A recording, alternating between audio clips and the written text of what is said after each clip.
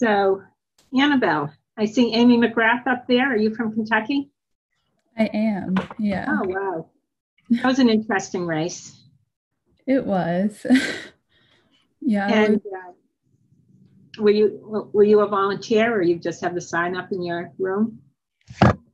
her 2018 campaign was the first one I ever worked on. And I was on her Senate one for a while, but then I got on Booker's campaign. But now I'm going back to her, I guess. Oh, wonderful.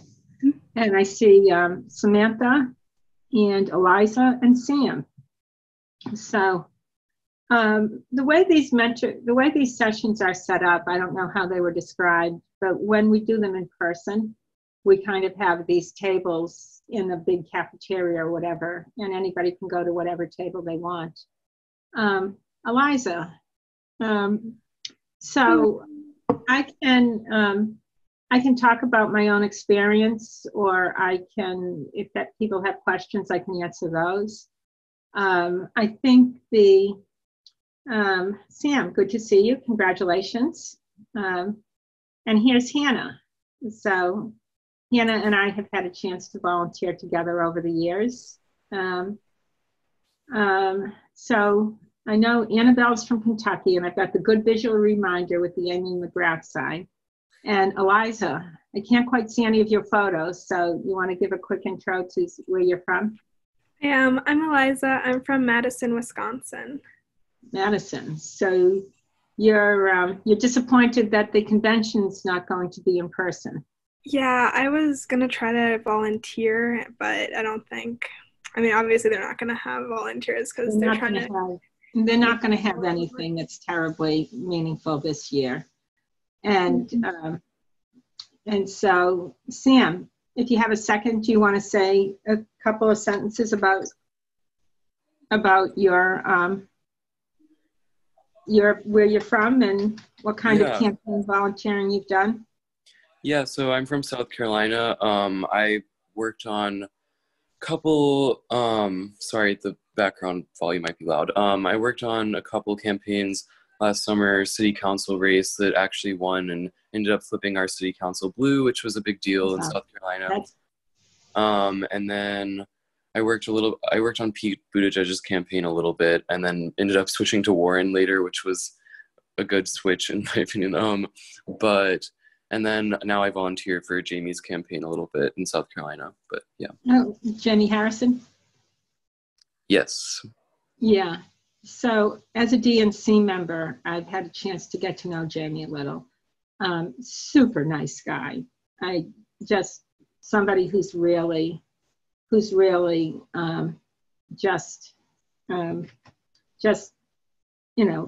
exciting. I am going to take a second and drop something in the chat.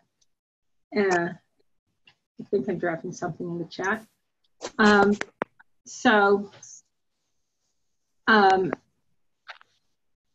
Let's see if I can grab this link. Copy link address. I think when I've done this kind of stuff in the past, we haven't gotten the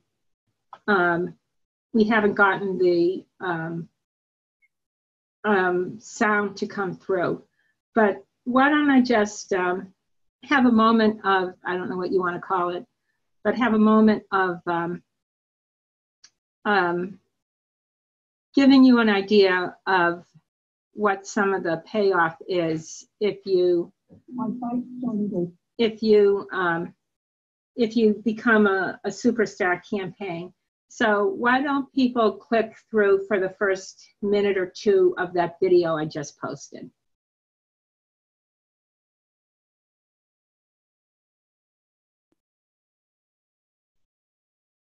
And just give me a thumbs up if you're watching the video.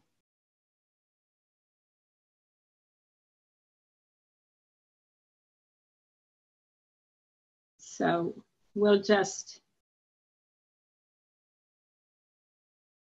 give people a few seconds.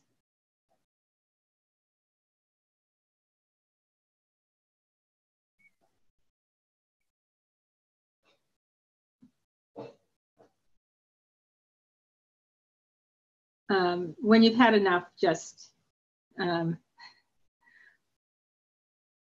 give me a thumbs up again, and I'll start talking. You can watch the rest of it later. For anybody who dropped in late. Okay, well, that's enough of giving you what kinds of things, what kind of fun things sometimes happen when you get on a campaign. So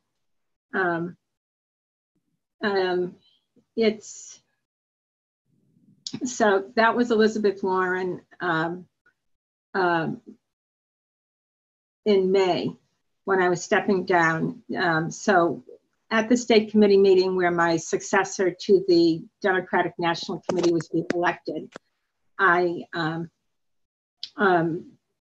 my total surprise, Elizabeth Warren came in virtually, of course. And they said, she's saying she wants to say a few words. So I'm saying, she says thank you to a couple of the people. And I'm thinking, gee, it's a little odd she's not mentioning me.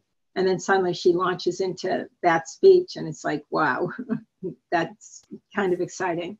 So when you become the volunteer that everybody wants, you get a lot of attention.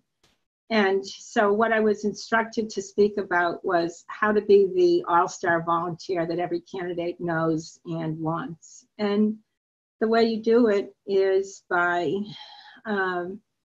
doing a lot of work and building up a big network.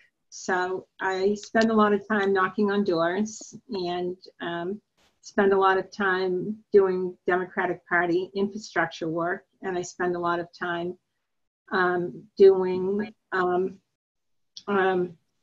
whatever campaigns need to be done. So sometimes I talk to students about how to be an effective volunteer. And one of the big things that I find is important to volunteers of all ages, busy adults with jobs and families, busy students with many competing demands on their schedule, is you want to make sure that people aren't wasting your time. And that's really the only thing you have. It's what you are giving the campaign. And if you have a campaign where you walk in and they say, oh yeah, go sit and we'll get to you in a few minutes. You can choose to spend your time elsewhere. I recall during a campaign, I got there like 15 minutes early. We were coming from out of state and going from Massachusetts to New Hampshire, like I did with Hannah last winter. Hannah came from Pennsylvania, I came from Massachusetts. And we get there 15 minutes early. So I say, why don't you give me our walk routes and we'll get going. No, they say, you must wait. You must wait. You weren't supposed to be here till 10. You must wait till 10 a.m. We're having a guest speaker. So I say, well, we don't really care about the guest speaker. Why don't you just give us our walk routes? No. You must wait. You must wait for the guest speaker. So I say, well, maybe you can sign our packets out in advance so that as soon as the guest speaker is done, we can leave. And then the campaign person, no, we will sign out the packets after the guest speaker speaks. So now I'm looking around the room. I was new on this campaign. I'm looking around the room to see if there's anybody who will sign out a packet for me so that we don't have to wait till the end of the speaking program. And just then an old friend of mine walks in. I hadn't seen him in like 8 months and we've been on the primary. Now we're in the general. Like, what are you up to? He says, I'm the guest speaker. And it's like, yeah, he's the guest speaker. And then, he says, so, what are you up to? What are you doing here? Waiting for a walk packet, I say. And he kind of dismisses that. He says, well, what else are you doing? And I say, oh, I gave a program to a bunch of students yesterday. What did you present on? He says, how to be an effective volunteer. I said, they had all sorts of horror stories about canvassing. He says, oh, I've heard them all, dogs, no. I said, oh, no. All of their stories were about waiting for hours for a walk packet. I say, gesturing over to all these walk packets I'd just been looking at. And then he says, Kate, your passive aggressive attitude isn't helping. And I said to myself, but not to him, nothing passive here. This is pure aggression. But you can, so just as an example, Hannah knows the New Hampshire drill. So we used to go, for example, in a different campaign, we'd go to the main office. But then as it gets nearer GOTV, they start sending you to staging areas. So on this particular day, it's like Saturday of GOTV weekend. I'm saying, where am I going tomorrow? They say, I'll be here for 9. And I say, well, what will happen then? Well, then we'll send you someplace else for 10. And I say, well, can you just give me where I'm going for 10? Is there anything that's going to happen between 9 and 10? No, sure, we can do that. And I'm saying, why the hell didn't they just tell me where I needed to be at 10 instead of telling me to be at the office at 9 to send me to a staging area at 10? So there are different things that you can do to become an effective volunteer. So does anyone have any particular questions, or does anyone have any, I'm always interested in hearing about bad experiences. Does anyone have an experience where you felt your time was really being wasted by a campaign, or you felt you weren't treated with respect? I'll pick on Annabelle because she's first in the alphabet and first on my screen. Annabelle, any thoughts? Good experiences, bad experiences? What did you like about volunteering? What didn't you like? This might just be a me thing, but I feel like I generally get put under everyone else just because of our age. Like whenever I get young people out, we're just not treated with as much respect as the older people, even though a few of us have more experience than they do in the political field, and it's just generally kind of annoying. What kinds of ways does that manifest itself, if you're comfortable talking about this? So one example would be in my county, we get like a county headquarters every year for our party, and I was supposed to be like the canvassing director, the one that like gets all of the packets out and gets everyone like trained for that. And then there's like, I love them, so I'm not like trashing anyone, but there's like this group of like older women who like kind of run everything, but not really. And like the majority of them just got involved in politics the past year or so, just as like a volunteer effort. And they don't really understand like how canvassing is like, at least in Kentucky, we do it online now through a program. And they just seem to think that's an awful idea and don't really approve of us using that. Yeah. So, yeah, it's interesting.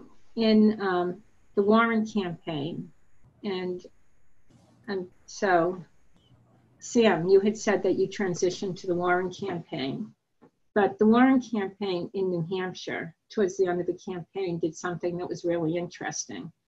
They did what some people call a flipped canvas. So instead of the organizers running the canvases and the staging areas and the trainings, they had the volunteers running and you know, they were physical canvases. They had the volunteers running the canvases, and the paid staffers were out canvassing. And generally,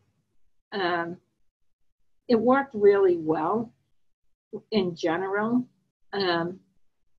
because if you were to flip it and you were to say, I'll use stereotypical names. Let's say Bertha's the older volunteer who really couldn't do much out in the field. And Ashley, again, stereotypical names, Ashley's the young organizer who can knock out 200 doors for you. It really makes a lot more sense to have Ashley out knocking on doors, and then the person who isn't as knowledgeable, just like signing packets in and out, And I think it's actually, in some ways, a gesture of respect to your abilities if they actually want you on the doors. But realistically, the people who, it can be challenging to be, challenging and isolating to be out canvassing. So, but it's important to remember that that's what campaigns need is voter contact, and that the people who want to run a canvass are a dime a dozen, but the people who are actually willing to canvass are what the campaigns value. Campaigns value me for my willingness to recruit people, my ability to recruit people, and my willingness to do voter contact. So if you show up in an office every week and bring 15 volunteers with you, they'll respect that no matter what age you are. At least that's what I believe. But that's something that I'm consistently hearing, is that people feel they're disrespected because of their age. Anyone else feel that way? Yeah, I definitely felt that way a little bit. I had an interesting organizer when I worked on the Pete campaign briefly, and her kind of only connection with me was like that, I was a teenager, so she offered, like, I remember one time we had like a meeting, and she was like, hey, I don't know if you do this, but I'm just offering, because I know a lot of teens do, if you ever want me to buy you a vape or something, I will. And I was like, I'm good, thank you though. That's so bizarre. It was. That was on Pete's campaign? Mm-hmm. It was odd. Where did you, in South Carolina, so who did you work with on the Warren campaign? I know a few of them because they came from Massachusetts. Oh gosh, I don't even know her name. I worked with a woman who was running I remember specifically she was running like an Instagram account and like posted pictures of volunteers. And I think she was from New York, maybe like from NYC. But a lot of the Massachusetts people went down to to South Carolina. And interestingly, last year, one of our mentors in the actual physical summit was on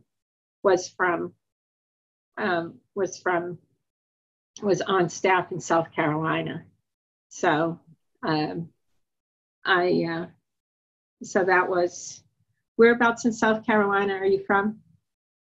I was born in Charleston, but I live in Greenville now in the upstate, so. Yeah, I don't know it that well, but anyone else have any questions or any challenges you face? Well, we're just kind of chit-chatting here. I'll share my screen. And so this is Summit last year. This is us, and that was one of the South Carolina Warren staffers. And so that was, didn't know if you ran into him in your time. I'm an Ed Markey supporter, and this is Summit last year, which seems very appropriate. Unless I've lost track of the schedule, Ayanna Presley is going to be our next speaker. Do I have that right? So this is some pictures from Summit. I guess you guys don't get t-shirts this year, and you don't have to spend 15 minutes.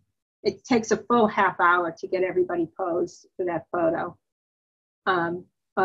If you have a choice, I think this is going to be a really good panel with my friend Rose. And just showing a couple of pictures from my Facebook. So I got 152 state committee members to volunteer for a particular thing that we did. So if you can get people to volunteer, I collect pictures of those. For those of you who are Warren fans, this was on the day that she announced that she was forming her exploratory committee. So is that Bailey? That's Bailey. Oh my God. That's Bailey, Bruce, Elizabeth. It was interesting. They, I didn't write the title of this campaign but it was, Miriam said how to be the volunteer that everybody wants. But that was the December 31st, 2019, when she announced that she was forming her exploratory. Every other person in that room was either a current or former staffer. But when you're but when you're an effective volunteer, Roger Lau called me that night before and said, you're the only non-staffer that we're calling, but we're going to, just a heads up, 8 a.m., 8:30 tomorrow. No, 9 o'clock tomorrow, Elizabeth's announcing her exploratory. At 9:01, we're going to do a phone thing. I said, sounds like fun. Can I come? Sure, he says. So that's how I ended up in that picture. And this is me with my volunteers at a holiday party. This is me at my birthday canvas. One of the things that I always have a lot of fun with is celebrating my birthday with a birthday canvas. So these were people I first met as high school students. This young man, I first met when he was this young woman, when she was in HSDA. This young man I met when he was in HSDA. Most of the other volunteers are older, but some of my former high school friends came up to celebrate my birthday. If you can bring 65 people to a canvas, campaigns will love you. Let's see what else I have. Oh, this is fun. This is the first volunteer event at the Elizabeth Warren Cambridge headquarters. And this is one of the ways you can become the volunteer that everybody wants is if you treat your volunteers right. And so one of the things that helps is doing campaign hoarding. So when they closed down the 2012 campaign, they had all these posters. You can't really see it, but it's about the 2012 campaign. And there was a blank spot there where Elizabeth could write messages to people. So as the campaign headquarters was closing down, I grabbed some of them. And then as Elizabeth was launching the presidential campaign, I grabbed everything I still had left and asked her to sign them for me for her best volunteers. So I'm presenting this poster to my volunteer. This is a young woman who I met at Summit a year ago, and she immediately started volunteering with me. So when you volunteer, when you can put together that kind of volunteer effort, campaigns love you. These are my volunteers. I brought these people up to the Warren office, and usually more of them, but they're actually trying to spell Kate with their bodies, K-A-T-E, because I was away that week. I'm not sure. And this is really kind of exciting. After Summit last year, when a whole bunch of students were very interested in the Warren campaign, this is Roger. He's one of your speakers tomorrow. He was the campaign manager. But I knew that, and this is one of the things that's making campaigns a little more challenging, is they try to keep the headquarters where most of the staff are, and they keep the rank and file volunteers out. So as soon as I got back from Summit, I said, before they open the field office, I want a chance to invite as many students as I can get to come to the headquarters. This was a locked office. Volunteers weren't routinely invited there. But when you do the work, some of you might recognize some of these people, some of them HSDAers. I think that's probably the last terribly interesting part. So this is Summit 2019. That's what got me thinking about this. If you were at normal Summit, you'd spend half an hour as everybody gets lined up by height for the group picture. And that's my family. You don't need to see that. But you do get, when you put a lot of time into things, when you do, I always remember there's only one campaign manager, and I'm not the campaign manager. So if they're not doing things the way I want, then I should either become the campaign manager or do what the campaign manager says. And one of the things about being an effective volunteer is you control the use of your time. You can say, I don't really think what they're asking me to do is effective. So I will go to a campaign that is asking me to do things that are an effective use of my time. You can look at things like, hey, if they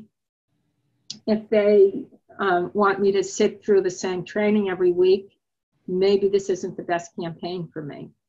And if you say to a campaign, I want to have more responsibility, give me something more meaningful than knocking on doors.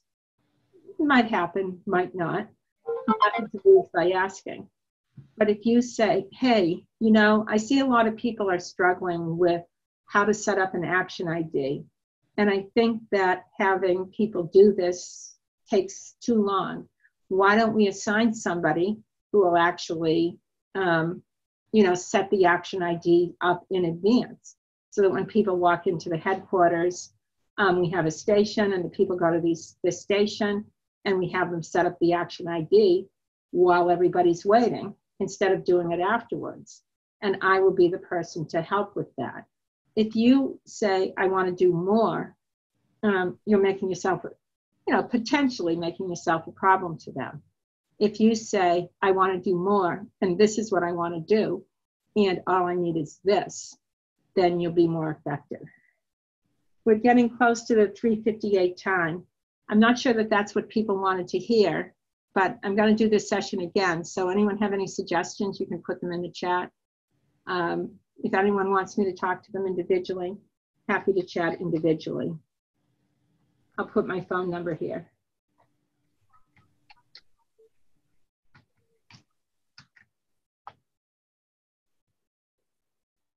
Any questions? And I'll give you my email. Thank you for talking with us. So anyway, I hope it was helpful. Well, I'm getting a thumbs up. I might do my next one a little differently, but thank you all for coming. Thank you. Thank you. Thank you. You're welcome.